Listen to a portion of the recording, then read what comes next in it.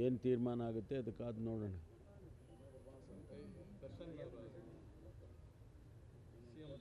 ಇಲ್ಲ, ನಾನು ಹೇಳಿದ್ದು ದರ್ಶನ್ ಅವ್ರದ್ದು 17 ಜನ ಅವರು ಕೇಳ್ಕೊಂಡಿದ್ದಾರೆ, ಬೇಲ್ ಕೇಳ್ಕೊಂಡಿದ್ದಾರೆ.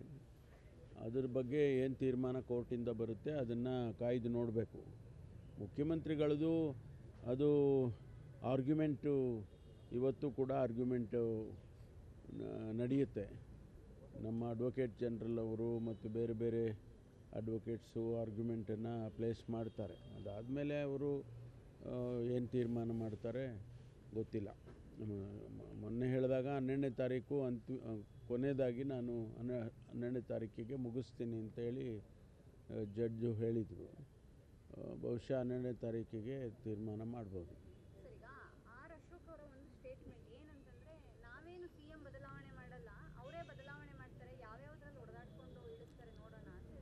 ಇಲ್ಲ, ನಮ್ಮ ಪಕ್ಷದ ವಿಚಾರ ಅವ್ರಿಗೆ ಹಾಕಬೇಕು.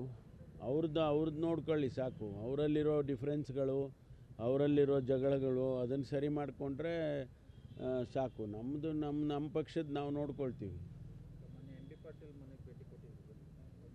ಅದು ನಾವು ಹಾಸನಕ್ಕೆ ಸಕಲೇಶ್ವರಕ್ಕೆ ಹೋಗ್ಬೇಕಾಗಿತ್ತು. ಒಟ್ಟಿಗೆ ಹೋಗೋಣ ಬನ್ನಿ ಅಂದರು, ಜೊತೆಯಲ್ಲಿ ಹೋದ್ವಪ್ಪ. ಈಗ ನೀವು ಹುಡುಕ್ತಾ ಇರ್ತೀರ. ನಾನು ಹೋಗಿದ್ದು ಸಕಲೇಶ್ವರಕ್ಕೆ ಹೋಗಬೇಕು, ಜೊತೆಯಲ್ಲೇ ಹೋಗೋಣ ಅಂತೇಳಿ ಮಾತಾಡ್ಕೊಂಡ್ವಿ. ಅವರೇನಂದ್ರು ನಮ್ಮನೆಗೆ ತಿಂಡಿಗೆ ಬಂದುಬಿಡಿ, ಜೊತೆಯಲ್ಲಿ ತಿಂಡಿ ತಿನ್ಕೊಂಡು ಹೋಗೋಣ ಅಂದರು. ತಿಂಡಿ ತಿನ್ನುವಾಗ CM ಮನೆಯಿಂದ ಈಗ ಸಾಹೇಬರು ಬಿಡ್ತಾ ಇದ್ದಾರೆ, ಈಗ ನಾವು ಬರ್ತೀವಿ ಜೊತೆಲೇ ಹೋಗೋಣ ಅಂತೇಳಿ ಹೋದ್ವಪ್ಪ. ಇದಕ್ಕೆಲ್ಲ ಏನು ಅರ್ಥ ಕಲ್ಪಿಸೋದು ಅಗತ್ಯ ಇಲ್ಲ.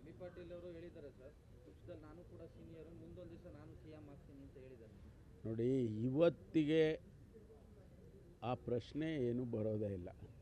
ಮುಖ್ಯಮಂತ್ರಿಗಳಿದ್ದಾರೆ, ಆಡಳಿತ ನಡೀತಾ ಇದೆ. ನಿಜ ಕೋರ್ಟಲ್ಲಿ ಕೇಸ್ ಇದೆ, ಏನಾಗುತ್ತೆ ಕಾದು ನೋಡೋಣ. ಇವರು ಆಲ್ರೆಡಿ ಅದರ ಬಗ್ಗೆ ಚರ್ಚೆ ಪ್ರಾರಂಭ ಮಾಡೋ ಅಂಥ ಅಗತ್ಯ ನನಗೇನು ಕಾಣಿಸ್ತಾ ಇಲ್ಲ.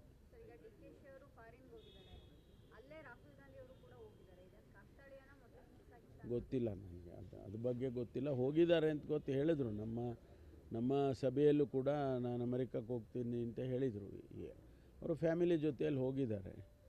ಅದು ಏನಕ್ಕೆ ಹೋಗಿದ್ದಾರೆ? ಪ್ರೈವೇಟ್ ಟ್ರಿಪ್, ಸರ್ಕಾರದಿಂದ ಹೋಗಿಲ್ಲ. ಅವರು ಪ್ರೈವೇಟ್ ಟ್ರಿಪ್ ಹೋಗಿದ್ದಾರೆ.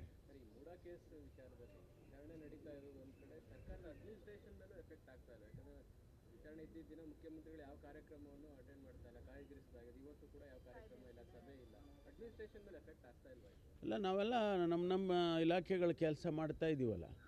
ಪ್ರತಿಯೊಬ್ಬ ಮಂತ್ರಿಗಳು ಕೂಡ ಅವರವರ ಕೆಲಸಗಳನ್ನು ಮಾಡ್ತಾ ಇದ್ದಾರೆ. ಸರ್ಕಾರದ ಕಾರ್ಯದರ್ಶಿಗಳು, ಅವರ ಇಲಾಖೆಯವರು ಅವರೆಲ್ಲ ಕೆಲಸ ಮಾಡ್ತಾ ಇದ್ದಾರೆ. ಯಾರೂ ಕೂಡ ಸುಮ್ಮನೆ ಕೂತಿಲ್ಲ. ಮುಖ್ಯಮಂತ್ರಿಗಳು ಸ್ವಾಭಾವಿಕವಾಗಿ ಇವತ್ತು ಆರ್ಗ್ಯುಮೆಂಟ್ ಇದೆ ಅನ್ನುವಾಗ ಅದಕ್ಕೋಸ್ಕರ ಅವರು ಯಾವುದೇ ಕಾರ್ಯಕ್ರಮ ಕೊಟ್ಟಿರಲಿಕ್ಕಿಲ್ಲ. ಲಾಸ್ಟ್ ಟೈಮು ಅದೇ ರೀತಿ ಕೊಟ್ಟಿರಲಿಲ್ಲ. ಬಟ್ ಅದು ಆಡಳಿತ ನಡೀತಾ ಇದೆಯಲ್ಲ. ಯಾವುದು ನಿಂತಿದೆ ಹೇಳಿ? ಯಾವ ಆಡಳಿತ, ಯಾವ ಕೆಲಸ ನಿಂತಿದೆ? ಯಾವ ಅಧಿಕಾರಿಗಳು ಆಫೀಸ್ಗೆ ಹೋಗ್ತಾ ಇಲ್ಲ? ಆ ಥರ ಏನಾದರೂ ಆಗಿದೆಯಾ?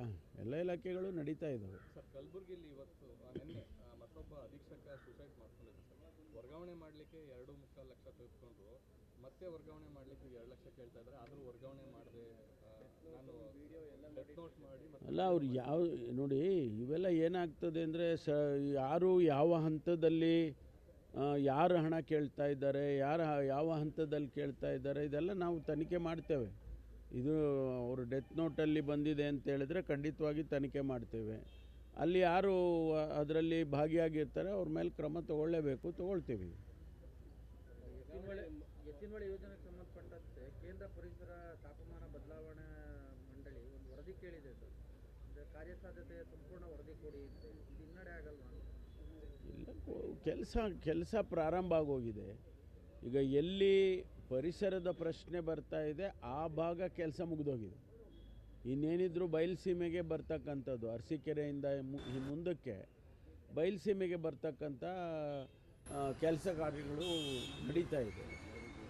ಅಲ್ಲಿ ಅವರ ಪ್ರಶ್ನೆ ಇರೋದು ಪರಿಸರ ನಾಶ ಆಗ್ತದೆ, ಅಲ್ಲಿ ಫ್ಲೋರಾ ಆ್ಯಂಡ್ ಫೌನಾ ನಾಶ ಆಗ್ತದೆ ಅನ್ನುವಂಥ ಪ್ರಶ್ನೆ ಯಾರೋ ಹಾಕಿರ್ಬೋದು. ಆದರೆ ಅದಕ್ಕೆಲ್ಲ ಉತ್ತರ ಕೊಡ್ತಾರೆ.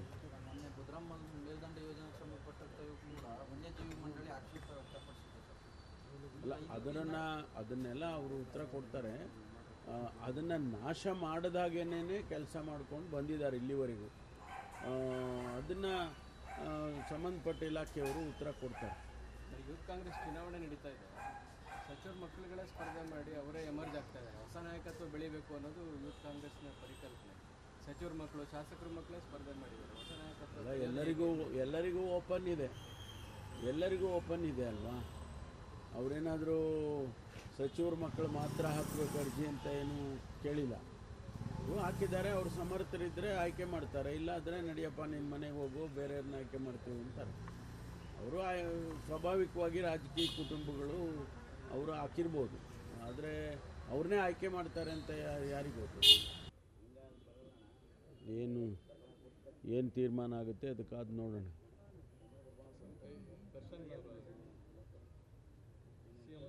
ಇಲ್ಲ, ನಾನು ಹೇಳಿದ್ದು ದರ್ಶನ್ ಅವ್ರದ್ದು 17 ಜನ ಅವರು ಕೇಳ್ಕೊಂಡಿದ್ದಾರೆ, ಬೇಲ್ ಕೇಳ್ಕೊಂಡಿದ್ದಾರೆ. ಅದ್ರ ಬಗ್ಗೆ ಏನು ತೀರ್ಮಾನ ಕೋರ್ಟಿಂದ ಬರುತ್ತೆ ಅದನ್ನು ಕಾಯ್ದು ನೋಡಬೇಕು. ಮುಖ್ಯಮಂತ್ರಿಗಳದು ಅದು ಆರ್ಗ್ಯುಮೆಂಟು, ಇವತ್ತು ಕೂಡ ಆರ್ಗ್ಯುಮೆಂಟು ನಡೆಯುತ್ತೆ. ನಮ್ಮ ಅಡ್ವೊಕೇಟ್ ಜನರಲ್ ಅವರು ಮತ್ತು ಬೇರೆ ಬೇರೆ ಅಡ್ವೊಕೇಟ್ಸು ಆರ್ಗ್ಯುಮೆಂಟನ್ನು ಪ್ಲೇಸ್ ಮಾಡ್ತಾರೆ. ಅದಾದಮೇಲೆ ಅವರು ಏನು ತೀರ್ಮಾನ ಮಾಡ್ತಾರೆ ಗೊತ್ತಿಲ್ಲ. ಮೊನ್ನೆ ಹೇಳಿದಾಗ 12ನೇ ತಾರೀಕು ಕೊನೆಯದಾಗಿ ನಾನು 12ನೇ ತಾರೀಕಿಗೆ ಮುಗಿಸ್ತೀನಿ ಅಂತೇಳಿ ಜಡ್ಜು ಹೇಳಿದರು. ಬಹುಶಃ 12ನೇ ತಾರೀಕಿಗೆ ತೀರ್ಮಾನ ಮಾಡ್ಬೋದು. ಸರ್, ಈಗ ಆರ್ ಅಶೋಕ್ ಅವರ ಒಂದು ಸ್ಟೇಟ್ಮೆಂಟ್ ಏನಂತಂದ್ರೆ, ನಾವೇನು ಸಿಎಂ ಬದಲಾವಣೆ ಮಾಡಲ್ಲ, ಅವರೇ ಬದಲಾವಣೆ ಮಾಡ್ತಾರೆ, ಯಾವ್ಯಾವ್ದ್ರಲ್ಲಿ ಹೊಡೆದಾಡ್ಕೊಂಡು ಇಳಿಸ್ತಾರೆ ನೋಡೋಣ ಅಂತ ಹೇಳ್ತಾರೆ. ಇಲ್ಲ, ನಮ್ಮ ಪಕ್ಷದ ವಿಚಾರ ಅವ್ರಿಗೆ ಹಾಕಬೇಕು. ಅವ್ರದ್ದು ನೋಡ್ಕೊಳ್ಳಿ ಸಾಕು. ಅವರಲ್ಲಿರೋ ಡಿಫ್ರೆನ್ಸ್ಗಳು, ಅವರಲ್ಲಿರೋ ಜಗಳಗಳು ಅದನ್ನು ಸರಿ ಮಾಡಿಕೊಂಡ್ರೆ ಸಾಕು. ನಮ್ಮ ಪಕ್ಷದ ನಾವು ನೋಡ್ಕೊಳ್ತೀವಿ.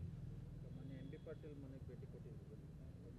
ಅದು ನಾವು ಹಾಸನಕ್ಕೆ ಸಕಲೇಶ್ವರಕ್ಕೆ ಹೋಗ್ಬೇಕಾಗಿತ್ತು. ಒಟ್ಟಿಗೆ ಹೋಗೋಣ ಬನ್ನಿ ಅಂದರು, ಜೊತೆಯಲ್ಲಿ ಹೋದ್ವಪ್ಪ. ಪರಮೇಶ್ವರ್ ಭೇಟಿ ಮಾಡ್ತಾ ಇರೋದು ನಾನಾ ವ್ಯಾಖ್ಯಾನಗಳಿಗೆ ಕಾರಣ.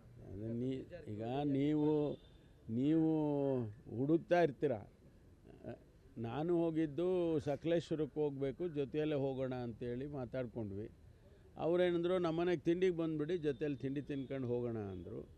ತಿಂಡಿ ತಿನ್ನುವಾಗ ಸಿ ಎಮ್ ಮನೆಯಿಂದ ಈಗ ಸಾಹೇಬರು ಬಿಡ್ತಾ ಇದ್ದಾರೆ, ಈಗ ನಾವು ಬರ್ತೀವಿ ಜೊತೆಯಲ್ಲೇ ಹೋಗೋಣ ಅಂತೇಳಿ ಹೋದ್ವಪ್ಪ. ಇದಕ್ಕೆಲ್ಲ ಏನು ಅರ್ಥ ಕಲ್ಪಿಸೋದು ಅಗತ್ಯ ಇಲ್ಲ. ಎಂ ಬಿ ಪಾಟೀಲ್ ಅವರು ಹೇಳಿದ್ದಾರೆ ಸರ್, ಪಕ್ಷದಲ್ಲಿ ನಾನು